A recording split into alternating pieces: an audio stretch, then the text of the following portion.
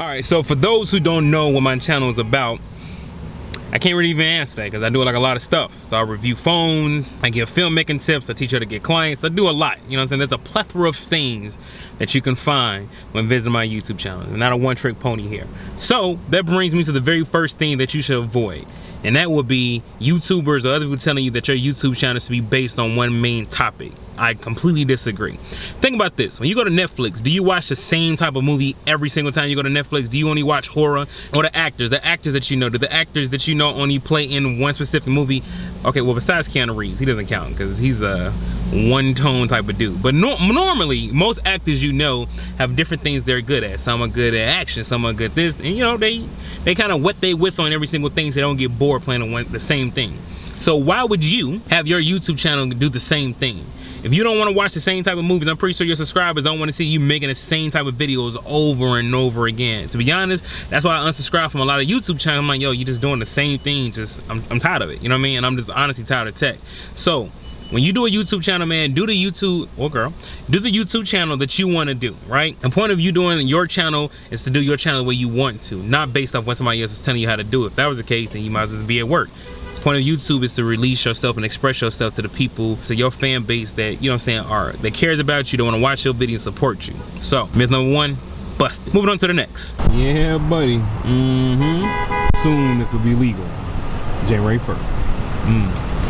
Yeah, we're gonna zoom in for that. Yeah, y'all go. Y'all see it. Oh, can't wait.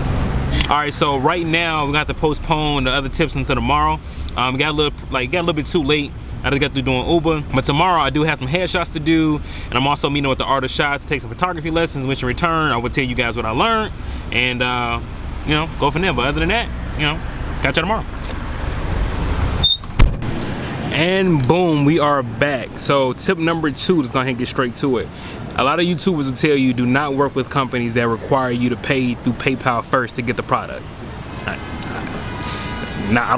I'm gonna tell y'all right now, all the companies that say that, y'all come to me. I don't know why they tell people that. Here's the reason why I say, like, don't avoid companies like that. The last digital photo video y'all seen, make sure I link it in one of these sides here. I had to pay for the air handler first before they sent it to me, which is not like a big deal because they gave my money back that day. Now here's the thing, if the companies require you like to pay for it and then they gotta wait for you to review it, that's a different story. But if the company's willing to give you the product, but they just wanna make sure they record it as a transaction, I don't really see nothing wrong with that. I really don't, because you're getting the money back right then and there with taxes. All you gotta do is send them the Amazon ID order and then you get to go. I've done this several times and I do not find an issue with it. For some odd reason, I'm guessing some of the other YouTubers have had bad experiences with it. Sorry, it sucks to be y'all, but for me personally, it's worked out every time. Now let's just say you sit there and order and they're like, oh, we ain't give you nothing back. Then just cancel the order. Like, when I say I literally make sure they send me the money right when I order the Amazon product, they send me the money right then and there. And if they don't, then I cancel and then I move forward. That's simple. Moving on to tip number 3, but we're gonna probably do that at the photo shoot at Art of Shot. So until then, catch y'all later. So tip number 3, as you guys can see, I am at the meetup like I said I was gonna be. You probably can't see because of the compression or whatever, but nonetheless, let's go ahead and get to the number 3 tip that myth that you want to avoid, and that's dick riding YouTubers. I know that sounds very, well, we're gonna say penis riding, I guess, or whatever. When you call out other YouTubers' names to kind of get their attention on Twitter or something like that, so they can call you out and hopefully give you a shout out to gain some followers and subs or like that, that shit is whack. Please do not do that, because what happens is, to your other subs who are actually following you, you come out looking like a sucker, like for real. And it's like, you know, because you pretty much like, yo, pick me, I want to be the next person to blow up without, you know what I'm saying, with your approval, your stamp of approval. The only stamp of approval that you should be looking for is a person that you look at when you look in the mirror. That's it. You know what I'm saying? Your subs gonna come when they come. Like, I love all my subs. I don't have no corny ass subs. And that was when I first started at YouTube, that's what I want. I don't want none of my subscribers to be lame as hell. And none of them are. Like, all 4K y'all are all good people, and I rocks with y'all. So moving on to myth number 4. All right, so tip number 4, they say you can't use profanity in your YouTube videos. Now this just comes from misinformation.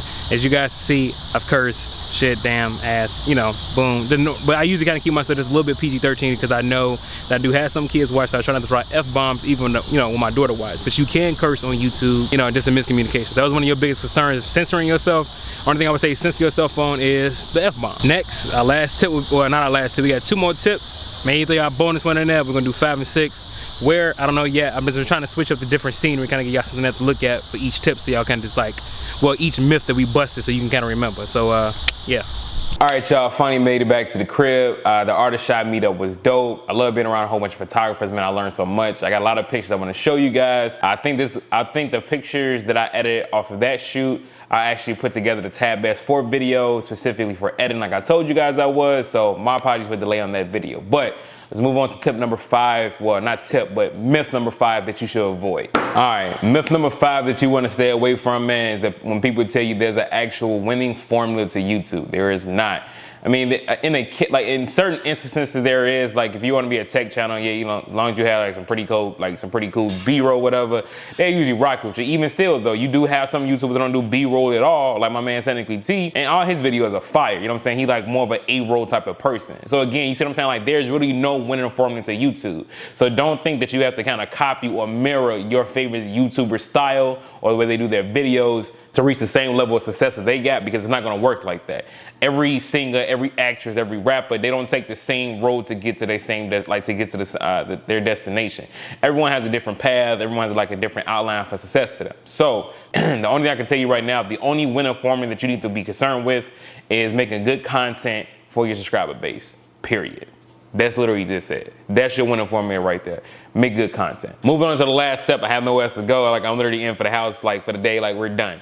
The last tip that I want you guys to know and to really understand, man, is that you do not need a whole bunch of subscribers to get sponsored on videos. Like, I kid you not. When I first started out, I only had maybe about 300 to 400 subs. I was still getting sponsored. You know what I'm saying? Like I was still getting companies to send me stuff. Now most of these companies were like Amazon, but at the same token too, I was reaching out to other platforms to see if I can get some stuff from them. Now, you probably wondering, like, how do I reach out to other people? I don't even know where to start. Best thing I can tell you to do is like go to LinkedIn or like go to like the Google and like look up their contact page. You want to like email like the press email or like somebody like on a marketing team. Now, what you want to do is, I'm putting y'all up on game right now. So what you want to do is, like, let's just say you want to reach out to like somebody like a Samsung or whatever, or let's say something like Caseify. We had to try something like, you know what I'm saying, pretty simple, or speaking. Let's do speaking. Like, what you could do is you literally go to LinkedIn, look up the marketing person for speaking. If you have a premium account, they'll let you do this, and then you can like send them a message, or you can kind of look up the primary email, which is for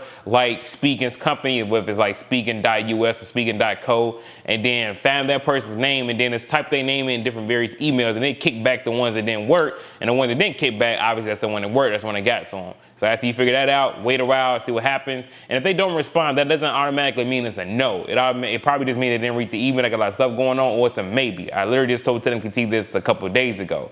A non-response is not equal to no. It means a maybe to me, because maybe you didn't see it. Maybe you do want to work with me. Maybe you want to see more of my content. Maybe it's a yes. There's a lot of things that you have to consider other than you just going straight to the negative, which is no.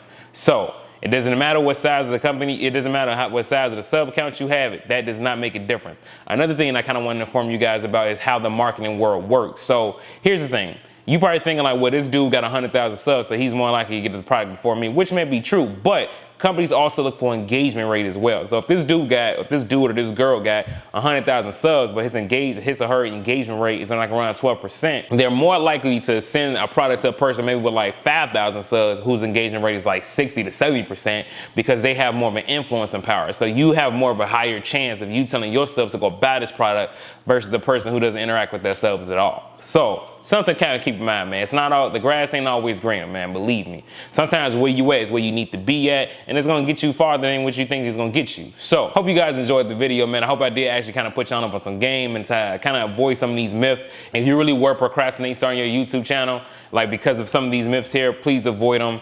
It's, you know what I'm saying, it's not real. You know what I'm saying? Fear is false evidence appearing real.